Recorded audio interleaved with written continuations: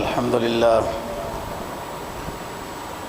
لله وكفى والصلاة والسلام على سيد الرسل وخاتم الأنبياء وعلى آله وأصحابه الذين أوفوا عهدا الذين هم خلاصة العرب الأربع وخير الخلائق بعد الأنبياء.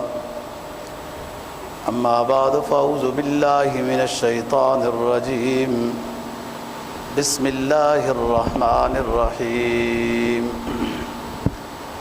إن الذين كفروا ويصدون عن سبيل الله والمسجد الحرام الذي جعلناه للناس سواء العاكف فيه والباد ومن يرد بإلحاد بظلم نذقه من عذاب أليم. قال النبي صلى الله عليه وسلم جهاد الكبير والضعيف والمرأة الحج والعمرة. صدق الله العظيم وصدق رسوله النبي الأمي الكريم ونحن على ذلك لمن الشاهدين والشاكرين والحمد لله رب العالمين. 17واں پارہ سورہ حج کی ایک آیت کریمہ تلاوت کی ہے اور جناب نبی پاک صلی اللہ علیہ وسلم کا ایک فرمان تلاوت کیا ہے جس کو امام نسائی نے روایت کیا ہے. فرمایا ان الذین کفروا ویصدون عن سبیل اللہ والمسجد الحرام.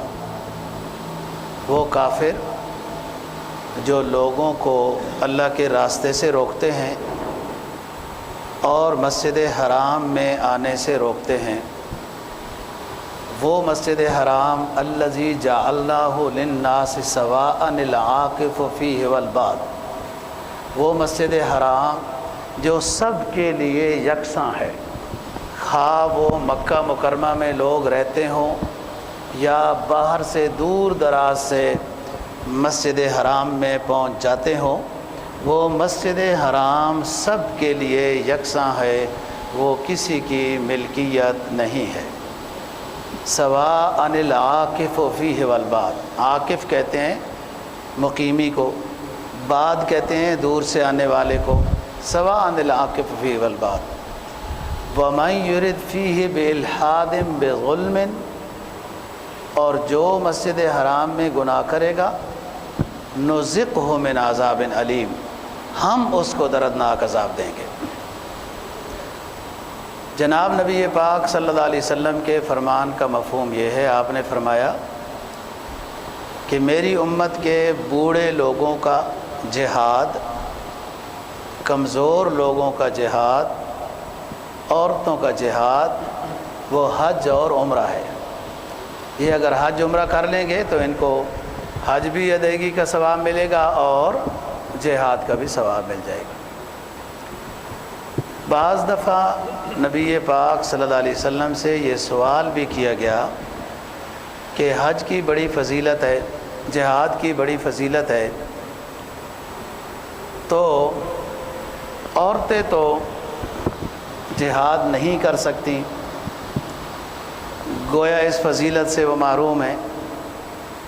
جہاد عورتیں نہیں کر سکتی، جائیں بھی تو وہ کھانا پینا کر سکتی ہیں، آگے تلوار لے کے تو میدان میں نہیں اتر سکتی. تو عورتیں جہاد کی فضیلت سے محروم ہیں، یا تو عورتوں کو بھی جہاد کی اجازت دی جائے. تو آپ نے فرمایا کہ عورتوں کا جہاد وہ حج ہے، حج کر لیں گی ان کو جہاد کا بھی ثواب ملے گا. جس عورت پر حج فرض ہے اس کا محرم موجود ہو. اور اسی طرح جو کمزور شخص ہوتا ہے، بوڑھا ہے، اس کے ذمہ جہاد فرض نہیں ہوتا. بعض ایسی بیماریاں ہیں وہ ہر تھوڑی دیر بعد دوائی کھانی ہے یا پانی پینا ہے. تو ایسا شخص بھی اگر عذر کی وجہ سے جہاد نہیں کر سکتا اور حج کر لیتا ہے تو جہاد کا ثواب مل جاتا ہے۔ حضرت ابو ہریرہ رضی اللہ تعالیٰ عنہ سے روایت ہے، فرماتے ہیں کہ اسلام میں غلام کی بہت فضیلت آئی ہے اور اس میں چھوٹ بھی ہے کئی کاموں میں غلام کی۔ اگر غلام کے ذمہ جہاد ہوتا تو میں غلامی کو پسند کرتا، لیکن غلام کے ذمہ جہاد نہیں ہے، اس لیے میں غلام ہونے کو پسند نہیں کرتا، آزاد ہونے کو پسند کرتا ہوں تاکہ میں جہاد میں شریک ہو سکوں۔ انسان کی پوری زندگی جہاد ہے، جیسے تو کفار کے مقابلے میں جانا جہاد ہے، ایسی ہر وقت اپنے نفس خواہش وغیرہ کے خلاف بھی کام کرنا جہاد ہی ہوتا ہے۔ حدیث میں جناب نبی پاک صلی اللہ علیہ وسلم کا فرمان المجاہد من جاہد نفسہ، اور ایک حدیث میں فرمایا المجاہد من جاہد ہواہ، مجاہد وہ بھی ہے جو اپنے خواہش نفس کے خلاف کر رہا ہے۔ اور یہ سلسلہ تو ہر وقت 24 گھنٹے ہے، پوری زندگی ہے۔ غزوہ تبوک ایک بہت مشکل معرکہ تھا، مقابلے میں لاکھوں تھے، صحابہ 30,000 تھے، 2 سپر پاور آپس میں مل گئے تھے۔ حالانکہ رومی اہل کتاب تھے اور فارسی آتش پرست داہریہ، اہل کتاب اور فارس کا ملنا بڑا مشکل تھا۔ ذرا ایک آسمانی کتاب کو مانتے ہیں، ایک نہیں مانتے، اور ہمیشہ ان کی جنگیں رہی ہیں۔ بعض دفعہ ایرانیوں نے یہودیوں کا ساتھ تعاون وغیرہ کیا بھی ہے، اب بھی تھوڑا تھوڑا جاری رہتا ہے۔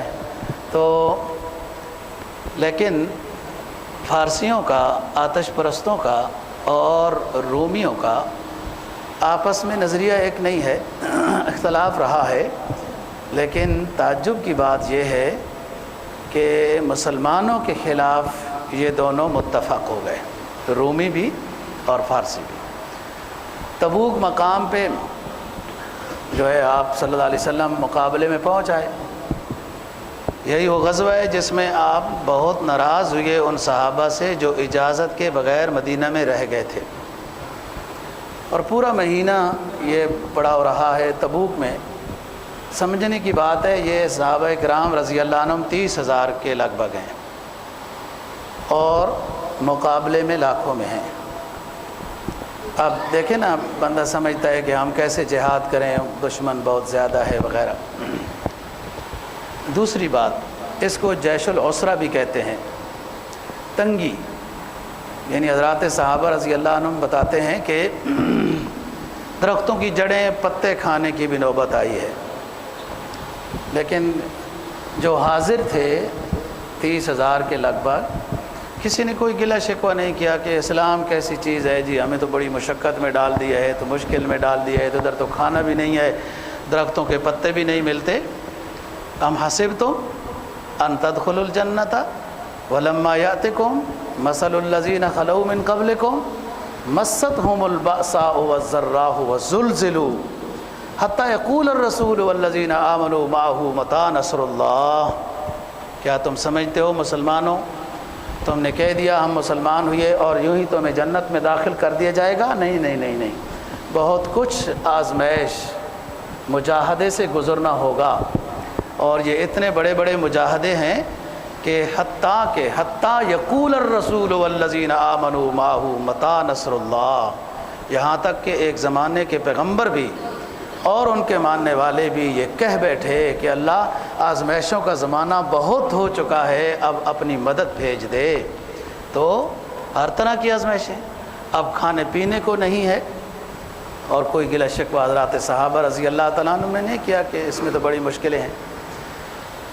ہمت دیکھیں حضرات صحابہ کی، اور اتنا میل چل کر وہاں پہنچ گئے۔ آپ کو پتہ چلا تھا کہ روم اور فارس ہمارے خلاف متحد ہو رہے ہیں، ہمیں مدینہ میں آ کر ختم کر دیں گے۔ آپ نے جب اس مخبری کی تصدیق کر لی کہ واقعتاً یہ بات انہوں نے کی ہے، مشورہ کیا، تو آپ نے کہا ہم ادھر جائیں گے، ان کو ادھر آنے کی تکلیف ہی نہ دو۔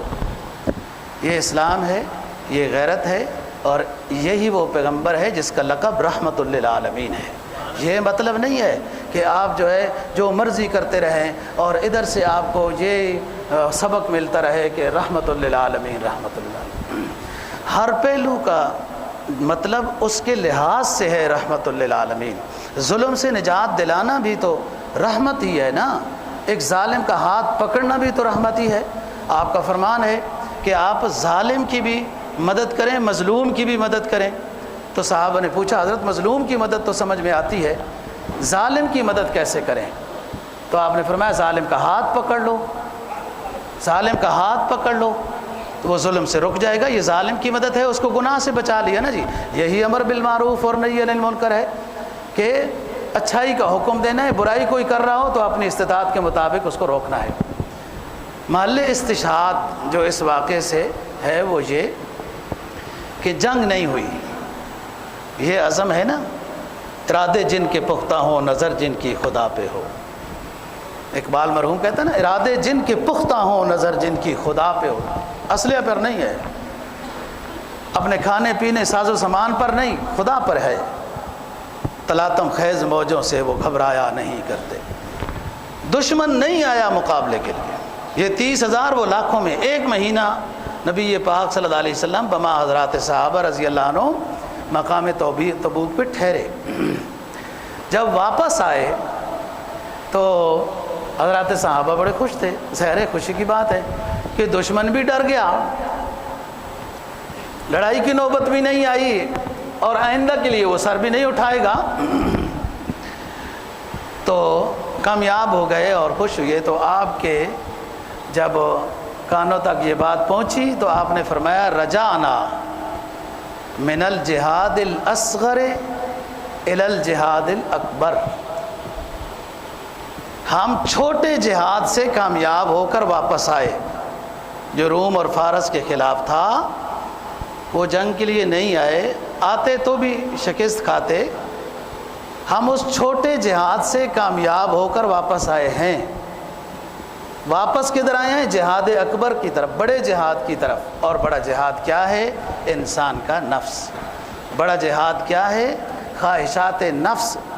ہر وقت آپ اپنے ماحول میں غور کریں نا، سنت کے خلاف آپ سے کون سی چیز ہے آپ سے جو سنت کے خلاف کام کروا رہی ہے؟ کوئی کام بھی سنت کے خلاف جو ہو رہا ہے آپ اس پر غور کریں۔ حکومت تو ڈنڈے لے کے نہیں کھڑی ہوئی کہ یہ اللہ معاف فرمائے، ایسے تو حالات یہاں نہیں ہے، کسی اسلامی ملک میں یہ آئے بھی تھے، ہاں طاہا حسین جیسے مصری کہ جنہوں نے کئی اسلام کے خلاف فتوے دیے وغیرہ۔ سنت کے خلاف جو بندہ کام کر رہا ہے، واجب کے خلاف کام کر رہا ہے، فرض کے خلاف کام کر رہا ہے یا اسلام کے خلاف کوئی کام کر رہا ہے، اس سے کون کرا رہا ہے؟ یہ آپ غور کریں گے آپ کو سمجھ میں آ جائے گا کہ انسان کا اپنا نفس ہے، یہ سرکش ہے، کہ نفس سرکش ہے، یہ تربیت یافتہ ہے شیطان کا، اور یہ اس کے مطابق چل رہا ہے، سنت کے خلاف بھی ہو رہا ہے، اسلام کے خلاف بھی ہو رہا ہے۔ تو ہر وقت انسان کا جہاد وہ اس کے بارے میں ہے۔ اور سب سے بڑا جہاد پھر اس کو فرمایا کہ تم حج کرو گے۔ اب میں موضوع کی طرف لے کے آ رہا ہوں، اس تمہید کے بعد بات کو سمجھنا آسان ہے۔ فرمایا تم جہاد نہیں کر سکتے ہو، حج کر لو، جہاد کا ثواب ملے گا۔ حج مستقل ایک جہاد ہے، قدم قدم پر آپ نے سوچ سمجھ کر چلنا ہے۔ فرمایا کہ حدود حرم میں جو شخص نیکی کرتا ہے تو 1,00,000 نیکی کے برابر اس کو ثواب ہے، اور گناہ کرتا ہے تو پھر گناہ کا بھی سخت سزا ہے۔ اور مسجد حرام میں خصوصاً حدود حرم میں اور زیادہ خطرناک ہے۔ اور عبداللہ بن مسعود رضی اللہ تعالیٰ عنہ سے روایت ہے، فرماتے ہیں کہ حدود حرم سے باہر کوئی گناہ کا ارادہ کرتا ہے، گناہ نہیں کر سکا، گناہ نہیں لکھا جائے گا۔ حدود حرم سے باہر پاکستان ادھر ادھر کوئی شخص گناہ کا ارادہ کرتا ہے، گناہ نہیں کر سکتا، گناہ نہیں لکھا جائے گا۔ حدود حرم میں اگر کوئی گناہ کا ارادہ رکھتا ہے، اتفاق ایسا ہے وہ کامیاب نہیں ہوا کہ سعودی پولیس سے فوج سے ڈرتا تھا یا جو بھی بات ہوئی، ارادہ اس کا گناہ کا تھا، گناہ کر نہ سکا حدود حرم میں، تو فرمایا اس کا گناہ لکھا جائے گا، اس کا گناہ لکھا جائے گا۔ تو حدود حرم ہم بات کر رہے تھے صفا مروہ میں کہ وہاں تو ایک چکر ہی لگانا ہے، بس اللہ کا حکم ہے، ایک پیغمبر کی اہلیہ کی ادا اللہ کو پسند آ گئی، اور صفا مروہ کو ان الصفا والمروہ من شعائر اللہ، شاعر اللہ اذان ہے، شاعر اللہ لبیک اللہم لبیک ہے، شاعر اسلام مساجد ہیں، حرمین شریفین ہیں، دوڑ کی کیا بات ہے؟ لیکن وہ خدا ہے جس نے اسلام اور یہ شریعت بھیجی ہے، اس نے صفا مروہ کے چکر لگانے کو، دوڑ کو شاعر اللہ کہا ہے۔ اللہ کی معرفت کے براہین، شاعر اللہ کا مطلب ہوتا ہے اللہ ملتا ہے، ان الصفا والمروہ من شاعر اللہ، وہاں چلنا پھرنا، لوگ باتیں اور اس طرح تصویر اس میں لگے رہتے ہیں۔ ایک روایت جو بہقی کی ہے، سنن کبریٰ نے اس کی تائید کی ہے کہ 70 غلاموں کے آزادی کا ثواب ملتا ہے صفا مروہ میں۔ اور آپ کو معلوم ہے ایک غلام اگر کسی شخص نے آزاد کیا تو آزاد کرنے والا جہنم سے آزاد ہو جاتا ہے۔ ہر عضو جو غلام کا آزاد ہوا، آنکھ، کان، ہاتھ وغیرہ، اسی طرح آزاد کرنے والے کا ہر عضو جہنم سے، حدیث میں آتا ہے کہ حتی الفرج، یہاں تک کہ اس سے کوئی اور گناہ کبیرہ شرمگاہ والا بھی ہوا تو غلام کو آزاد کرنے میں اس کی شرمگاہ بھی آزاد ہو گئی تو اس کا وہ گناہ بھی معاف ہو جاتا ہے، ایک غلام آزاد کرنے میں۔ یہ تو اقوام متحدہ جس کی ہم غلامی کرتے چلے آ رہے ہیں نا جی، یہ تو بند ہو گئے غلام، ورنہ مسلمانوں کا تو فائدہ ہی تھا۔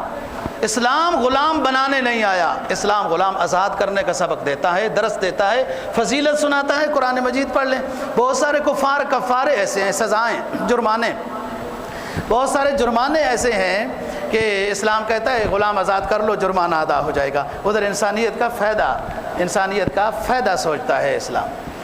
تو بات یہ ہے کہ جب صفا مروہ سے فارغ ہوا، عمرہ ہو گیا، 7 چکر ہو گئے، وہاں 2 گانا طواف کے بعد پڑھنا واجب ہے، یہاں 2 گانا صفا مروہ کے بعد پڑھنا مستحب ہے۔ پڑھے اچھی بات ہے، نہیں کوئی بات۔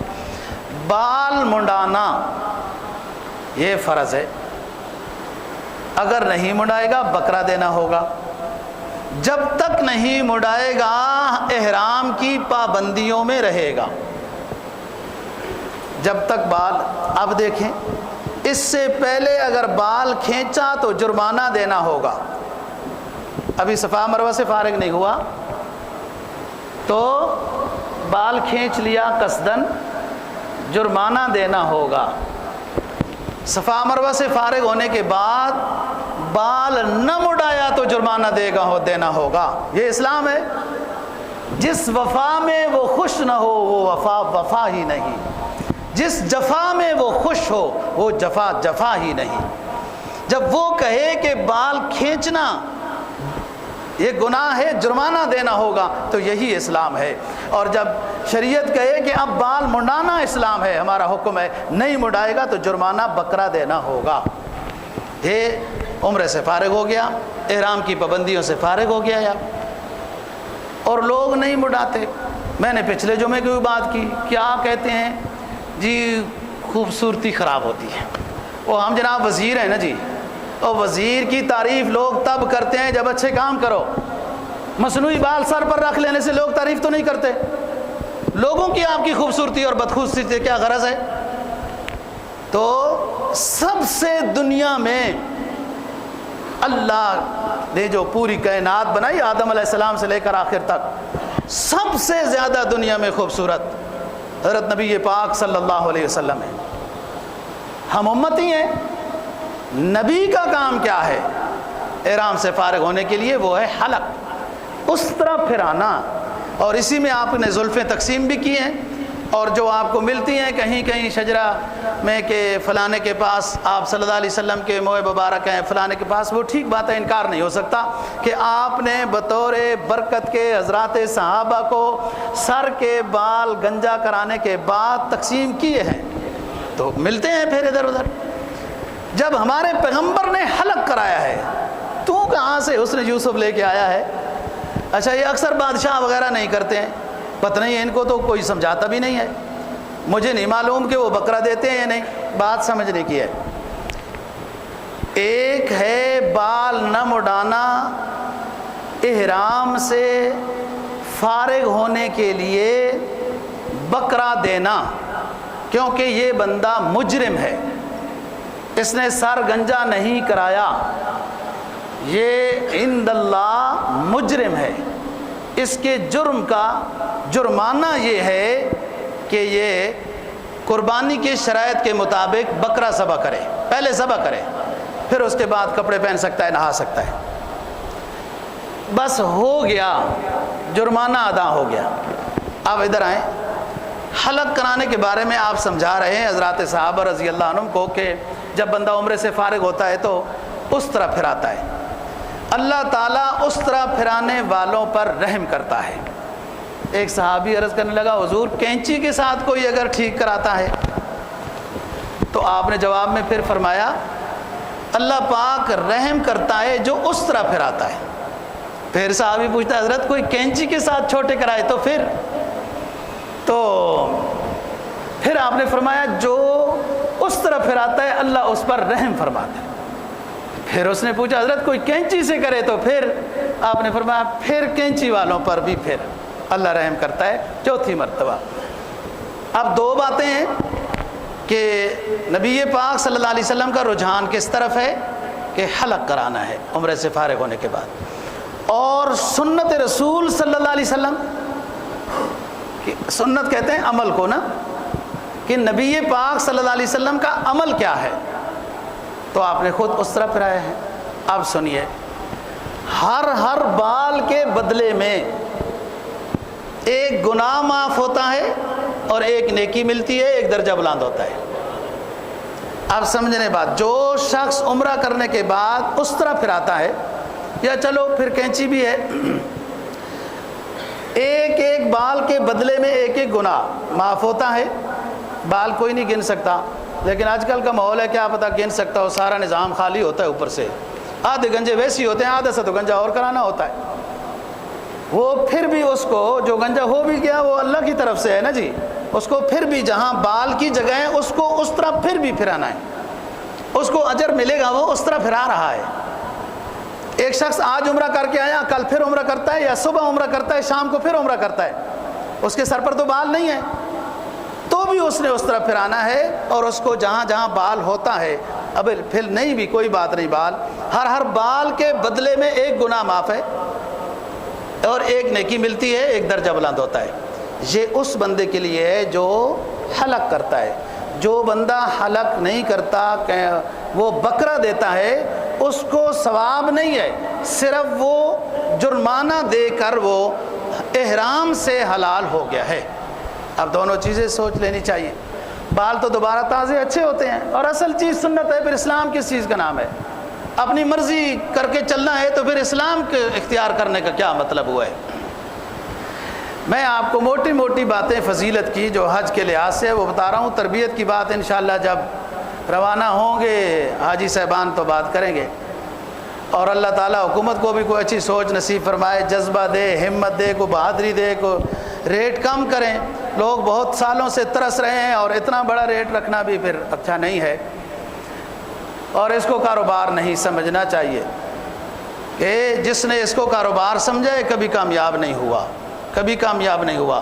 جمہور میں سے بہت سارے فقہا محدثین کا اس آیت کریمہ کے تحت مسلک ہے، ان الذین کفروا ویصدون عن سبیل اللہ والمسجد الحرام الذی جعلناہ للناس سواء العاکف فیہ والباد، کہ جو کر حاجیوں سے پیسے بٹورتے ہیں، زیادتی کرتے ہیں، یوں کرتے ہیں، وہ اس آیت کے زمرے کی زد میں ہیں کہ وہ گناہگار ہیں۔ بعض نے تعویل کی وہاں خرچہ ہوتا ہے، بجلی ہوتی ہے، باتھ روم ہوتا ہے، وہ ٹھیک ہے، اس کے مطابق خرچہ لو نا، اتنا بھی تو نہ لو کہ بندہ حاجی نہ کر سکے۔ ویسے حدود بعض حضرات کا تو مسئلہ ہے حدود حرم میں کرائے کے اوپر بھی دینا جائز نہیں ہے، وہ سب وقف جگہ ہے، وہ کسی کی ملکیت نہیں ہو سکتی۔ تو بات یہ ہے، شیطان رسوا دو تین جگہوں میں بہت زیادہ، ایک جگہ میں ہوا ہے، دو جگہوں میں ہوتا ہے۔ حدیث میں آتا ہے سب سے زیادہ رسوا شیطان وہ غزوہ بدر میں ہوا، مسلمانوں کی جیت پر وہ بہت تھکا، بہت پیٹا، اس نے بہت رویا کہ مسلمان جیت کیسے گئے غزوہ بدر میں۔ اور پھر دوسرے، ہر سال جو مبارک گھڑی رمضان المبارک کی آتی ہے، اس میں بھی شیطان بہت رسوا ہوتا ہے کہ لوگوں کی ہر روز بہت مغفرت ہو جاتی ہے، لیکن بہت زیادہ رسوا شیطان میدان عرفات میں ہوتا ہے۔ حدیث میں جناب نبی پاک صلی اللہ علیہ وسلم کا فرمان ہے کہ باہا بہم الملائکہ، اللہ پاک کما ہوا شانہ، یہ اس کی اپنی شان ہے، اللہ تو جہت سے پاک ہے، ہر جگہ حاضر ناظر ہے۔ لیکن حدیث میں آیا جو ہمیں سمجھ میں نہ آئے تب بھی ہمارا ایمان ہے کہ اللہ اپنی شان جیسے اس کی مرضی ہے، میدان عرفات میں نامی ذی الحجہ کو آسمان دنیا پر تشریف لے آتے ہیں اللہ پاک، اور ندا لگاتے ہیں کہ یہ سارے بندے کیوں آئے، کیا مانگ رہے ہیں، اللہ کو تو معلوم ہے۔ اور پھر اللہ تعالیٰ فرشتوں کو خطاب کر کے فرماتے ہیں تم گواہ ہو جاؤ، میں نے ان تمام بندوں کی مغفرت کر دی ہے، انہوں نے جن کے لیے دعائیں مانگی مغفرت کی، ان کی بھی مغفرت کر لی ہے۔ اور یہ فرشتے بعض کہتے ہیں حضرت بعض اس میں ویسے بھی ہیں، تماشے گیر بھی ہوتے ہیں نا، وہ جماعت کے رکن بھی نہیں ہوتے، تماشا دیکھنے آ جاتے ہیں، سمجھتے ہو بات کو، تماشا دیکھنے آئے، کچھ اس طرح کے بھی لوگ یا اللہ پاک آئے ہوئے ہیں۔ تو اللہ تعالیٰ فرماتے ہیں ہم الجلیس لا یشقی جلساؤہم، یہ وہ لوگ ہیں نا نیک بندے جو مجھ سے مغفرت کا سوال کر رہے ہیں، ان کے قریب بیٹھنے والوں کو بھی میں محروم نہیں کروں گا جو قریب آ گئے۔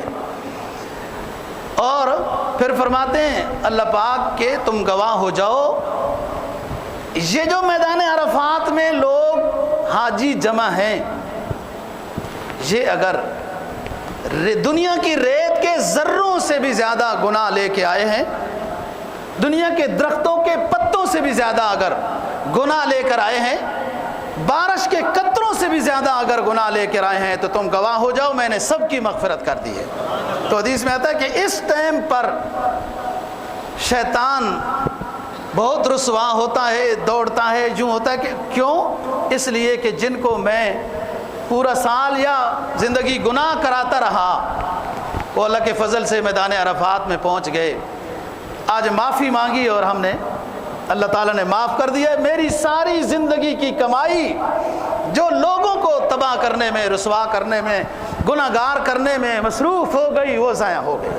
اور قرآن 14ویں پارے میں 2-3 مقام پہ اعلان کرتا ہے انہو لیس لہو سلطان، سلطان بادشاہ کو کہتے ہیں نا، بادشاہ پاور، سلطان کا لغوی معنی پاور ہے، وہ ایک الگ بات ہے نا، گریز از طرز جمہوری غلام یک مقام شو، کہ ہمارے ہاں بادشاہ کی بھی کوئی اتنی پاور نہیں ہوتی، یہ تو بادشاہ ہم نے نظام ان کا لیا ہے نا، خلافت کا لیتے تو پاور ہوتی نا، خلافت کا نظام لیتے نا، ہم مسلمان ہیں، پاکستان کا مطلب کیا؟ سارے بولتے ہیں، مطلب حاصل کرنے کے لیے نعرہ لگاتے ہیں اور عملاً اس کے اوپر کچھ بھی کام نہیں کرتے۔ لا الہ الا اللہ محمد الرسول اللہ جب پاکستان کا مطلب تھا تو حکومت ملی تو اسلامی قانون نافذ کیوں نہیں کیا؟ پاکستان کا مطلب تو اصل یہ تھا کہ ہم ایک اسلام کے نام پر ریاست حاصل کر رہے ہیں، اس میں نظام مصطفیٰ لائیں گے۔ نظام مصطفیٰ لاتے آپ کو کوئی ہٹا نہ سکتا، نظام مصطفیٰ لاتے آپ پاور والے حکمران ہوتے۔ آپ نے جمہوریت کی دم پکڑی ہوئی ہے، وہ جب چاہیں آپ سے دم چھین لیں، جب چاہیں آپ کو وہ دم دے دیں کہ دوبارہ پکڑ لو۔ یہ تو خود آپ اسلام کے خلاف کر رہے ہیں۔ اسلام کے نام پر ملک حاصل کر کے اسلامی نظام نافذ کرنے میں ڈر لگتا ہے۔ کس کا ڈر ہے؟ خدا کا ڈر ہے، خدا تو راضی ہوتا ہے۔ محمد کا ڈر ہے صلی اللہ علیہ وسلم، وہ تو راضی ہوتا ہے کہ میرے اس پاکستان جو میرے نام پہ بنایا اس میں اسلامی نظام آیا۔ تم ڈرتے ان ناکاؤں سے ہو کہ جن کے جمہوری نظام، اور ہمارا جمہوری نظام بھی عجیب ہے، نہ ہمارا جمہوری نظام امریکہ والا ہے، نہ ہمارا جمہوری نظام برطانیہ والا ہے، نہ کچھ ہے نہ کچھ ہے۔ اس لیے تو ادھر ادھر سے ہچکولے کھا کے ایک کمزور انسان کو اور کمزور کیا جاتا ہے اس نظام میں۔ تو سلطان پاور کو کہتے ہیں، پاور خلافت میں ہے۔ آرڈر ہوتا ہے امیر المؤمنین حضرت امیر معاویہ رضی اللہ تعالیٰ عنہ کا، دمشق میں دارالخلافہ دمشق تھا۔ آرڈر ہوتا ہے عشاء کے بعد کوئی سیر و تفریح کے لیے باہر نہیں نکل سکتا۔ کہاں دمشق، کہاں قسطنطنیہ، استنبول، ترکی، جہاں سمندر اور جزیرے اور لوگ سیر کرنے باہر رات کو آتے تھے، ایک بندہ بھی باہر نہیں نکلا کہ امیر المؤمنین کا حکم ہے عشاء کے بعد باہر نہیں نکل سکتے۔ خلافت میں پاور ہے، امارت میں پاور ہے، جمہوریت میں ادھر ٹانگ، وہ کہتے بھی ہیں ہماری ٹانگیں کھینچ رہے ہیں، ہماری ٹانگیں کھینچ رہے ہیں۔ ٹانگیں مضبوط کرو، کوئی کھینچ ہی نہ سکے، مضبوط کی ہی نہیں ہے نا۔ اسلامی خطہ حاصل کیا، اسلامی نظام ہی نہیں لایا۔ تو قرآن کیا کہتا ہے؟ انہو لیس لہو سلطان علی الذین آمنوا وعلی ربہم یتوکلون۔ شیطان کا بس نہیں چلے گا، شیطان کی حکمرانی نہیں چلے گی۔ انہو لیس لہو سلطان، شیطان کی پاور نہیں چلے گی ان لوگوں پر جنہوں نے ایمان لایا اور اپنے رب پر ہی بھروسہ کرتے ہیں۔ رسوا ہوا، شیطان راندہ درگاہ ہوا، ادھر اعلان ہو رہا ہے، او میرے بندو کیوں جمع ہوئے ہو میدان عرفات میں، اس دھوپ میں، اس صحرا میں؟ بندوں کی طرف سے بتایا جاتا ہے اے رب العالمین، یہاں پر تو تیرا پہلا پیغمبر اپنی غلطی کی معافی کے لیے حاضر ہوا۔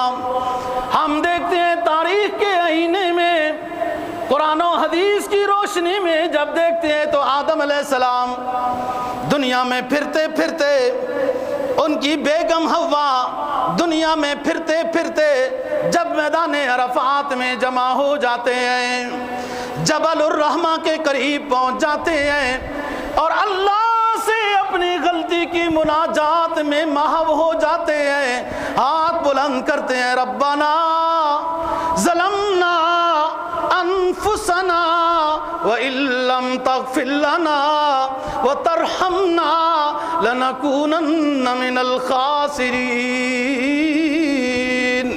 اے ہمارے رب، ہم سے خطا اجتہادی ہو گئی، جس درخت کے قریب نہیں جانا تھا چلے گئے، ہم سے گناہ ہو گیا، معافی کے طلبگار ہیں۔ اگر آپ کی رحمت شامل حال نہ ہوئی، آپ نے ہمیں معاف نہ کیا تو دنیا آخرت میں پھر خسارے والوں میں ہو جائیں گے۔ اللہ پاک فرمائے فتاب علیہ، جب میرے پہلے پیغمبر نے آدم علیہ السلام نے مجھ سے مناجات کی، گناہ کی معافی چاہی، فوراً میں نے گناہ کو معاف کرنے کا اعلان کر دیا۔ ادھر آؤ نا، سن 10 ہجری میں اللہ کا سراج منیر، بدر الدجا، شمس الضحیٰ، خیر الورا، رحمت للعالمین اپنی اونٹنی پر سوار ہے، جبل الرحمہ کے قریب ہے، لمبی لمبی دعاؤں میں مصروف ہے، کبھی اونٹنی پر تشریف فرما ہو جاتے ہیں، کبھی تشریف اٹھا لیتے ہیں اور ہاتھوں کو لمبا کرتے ہیں، اے میرے رب میری بعد میں آنے والی جو گناہگار امت ہے اس کے حق میں بھی میری دعاؤں کو قبول کر لینا اور میری گناہگار امتوں کی معافی کر دینا۔ یہ رحمت للعالمین ہے، اتنی لمبی دعا ہے۔ او دنیا والو، تم کہتے ہو اجتماعی دعاؤں میں برکت نہیں ہے، یا رحمت للعالمین جبل الرحمہ کے قریب اجتماعی دعا کرا رہے ہیں اور کئی گھنٹوں میں دعا کرا رہے ہیں، بار بار اپنی امت کی، گناہگار امت کی مغفرت کا سوال ہو رہا ہے۔ میدان عرفات کا وقوف پورا ہوا، مزدلفہ میں تشریف لائے، صبح کے ٹائم مزدلفہ کے وقوف کے بعد جب آپ نے مناجات کی وقوف مزدلفہ میں دعا پھیرنے کے بعد، ہاتھ پھیرنے کے بعد آپ نے تبسم فرمایا۔ حضرات صحابہ رضی اللہ عنہم ان ہستیوں کا نام ہے جب نبی کے چہرے پہ غصہ آیا تو وجہ پوچھی، جب تبسم آیا تو وجہ پوچھی، جب تیز چلے تو وجہ پوچھی، جب آہستہ چلے تو وجہ پوچھی، جب لمبی دعاؤں میں مصروف ہوئے تو وجہ پوچھی، مختصر دعا کی تو وجہ پوچھی۔ نبی پاک صلی اللہ علیہ وسلم وقوف مزدلفہ میں دعا کراتے ہیں، پھر ہاتھ پھیرتے ہیں اور تبسم فرماتے ہیں۔ حضرات صحابہ رضی اللہ عنہم نے پوچھا حضور تبسم کی وجہ کیا ہے؟